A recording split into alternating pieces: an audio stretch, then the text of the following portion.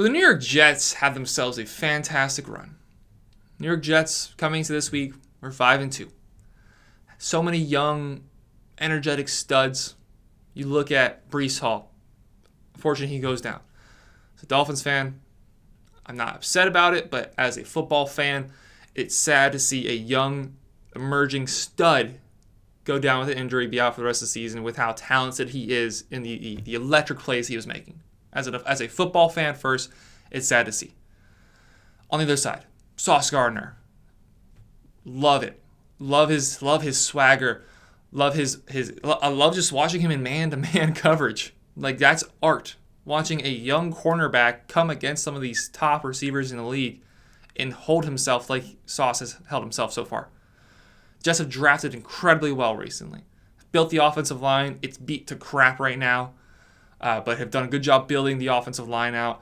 Gotten steals like Jermaine Johnson, who fell like a whole half round in the first round to pick him up. The Jets have a promising future. But that promising future is going to be whenever they get to move off Zach Wilson. Zach Wilson, I never thought he should have been the second quarterback taken in the NFL draft. I thought it was more realistically, he should have been the fourth. Trevor Lawrence isn't doing himself any favors. However, Trevor Lawrence was the clear-cut first quarterback taken off the board. It was clear-cut. There's never been really a more clear-cut number one overall pick, maybe outside of Andrew Luck, in my lifetime. Hasn't been a single one. He was obvious number one. I loved Justin Fields as number two, and I still stand by that. I think Justin Fields was the second best quarterback in that draft class. Justin Fields has been taking steps to improve with no offensive line, with a defensive-minded coach, and barely any weapons. Justin Fields has been improving almost each week. That game against the Patriots on Monday Night Football, on prime time when everybody's watching, everybody thought that was going to be a terrible game. Justin Fields stepped up. And we saw Justin Fields develop. And we see somebody that Justin Fields can be on a consistent basis, given the time to develop, given the weapons, given the offensive line, given the offensive system. Then we have Trey Lance, who is the biggest question mark in the league. Is he good? Is he bad? I don't know. I don't want to sit here and say either way. I literally have zero clue what Trey Lance is going to end up being. I don't know. He might be on a different team next year. He might take the 49ers to the Super Bowl next year. I don't know. But what I do know is Zach Wilson ain't it. 20 of 41, 355 yards, doesn't paint the picture of what the day actually looks like. 2 touchdowns, 3 interceptions. And those interceptions were bad. He doesn't know how to take... I mean, one thing that you could say is redeemable of him is he doesn't know how to take no for an answer. But as a quarterback, you have to learn to take no for an answer. The Patriots never come out and get blown out. The Patriots are always going to put together a good defensive game plan based around the quarterback they're playing. Sometimes it works. Sometimes it doesn't. Last week. It's week to week. Sometimes it works. Sometimes it doesn't. But they're going to do their best to game plan specifically against your quarterback. And the Jets quarterback is so incredibly mistake prone, it's not even funny. He thinks he's Patrick Mahomes. I mean, I saw all the memes yesterday saying he's Patrick Mahomes if he drank a bottle of Hennessy before the game. I mean, dude is just coming out gunslinging to nobody. He's gunslinging into quadruple coverage on the sideline. There's nothing there.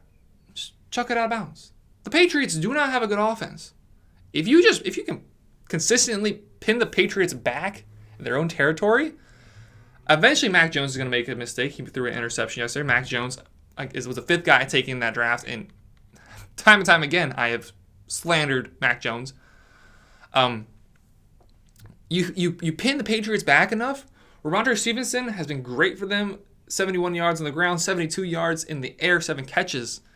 Ramondre Stevenson has been great for them. That's it. Tyquan Thornton had that one good game a couple weeks ago. Damian Harris just came back. It's literally just Ramondre Stevenson that you need to game plan against with the Patriots. Mac Jones is not that good. It's 3rd down. Don't take the biggest chance in the world. Don't just chuck it deep, blindfolded, saying, somebody's going to catch it. Yeah, somebody's going to catch it. And more often than not, yesterday it was the Patriots that caught it or got their hands on it, had a couple dropped interceptions. If you pin the Patriots back, there's a good chance you're getting the ball back at your own 40, your own 35-yard line. There's a good chance you're getting the ball back. Zach Wilson just doesn't know how to throw the ball away.